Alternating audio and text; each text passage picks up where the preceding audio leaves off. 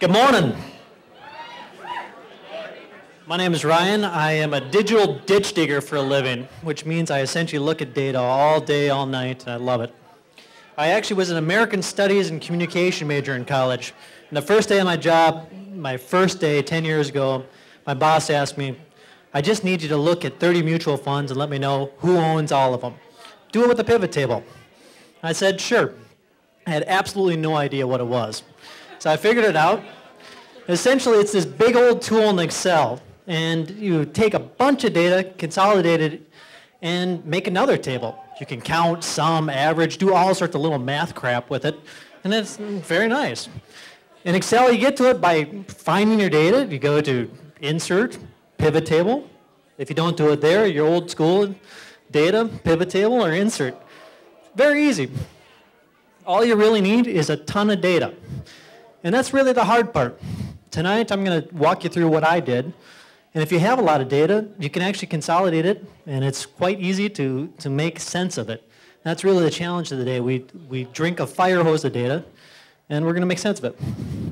This gentleman built me a tool, and what it essentially does is downloads Twitter usernames. So tonight, I looked at 10 Twitter usernames of speakers and audience members.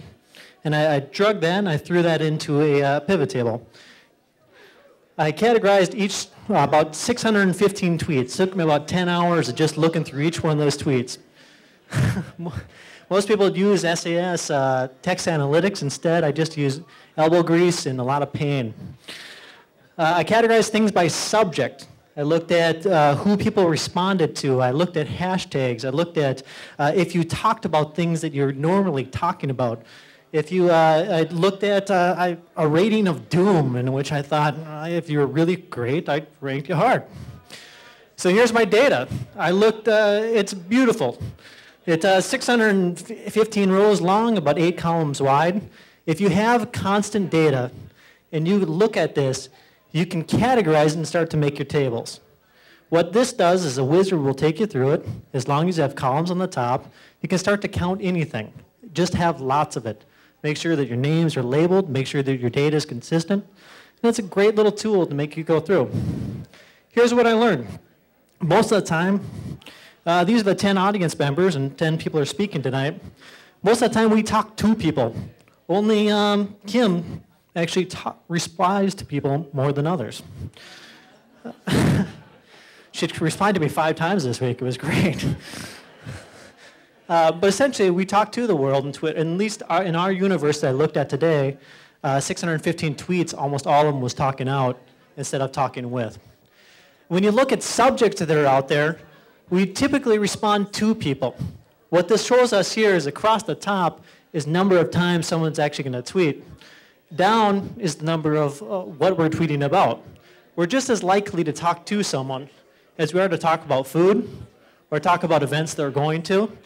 And we even have common shared experiences like here tonight at Ignite, in which I believe 9 of us will actually talk about Ignite and share that to the world. What that pivot table is allowing me to do is simply count the times that the word Ignite was mentioned. We typically don't talk about a theme in tweets. We talk about whatever we would like. It was fairly interesting. The 10 groups of people here, Lindsay, my sister, talked about food more than she did about her job and college education. I like it that way. I think it brings a point of relevance to the world.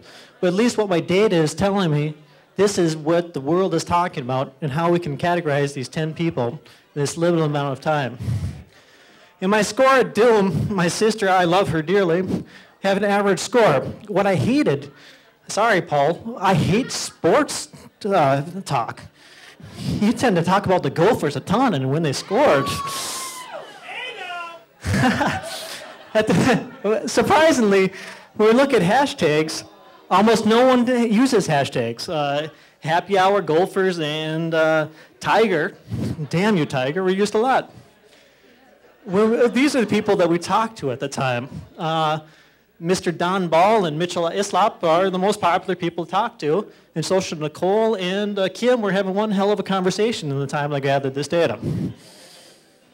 So when you look at pivot tables, they're a powerful tool.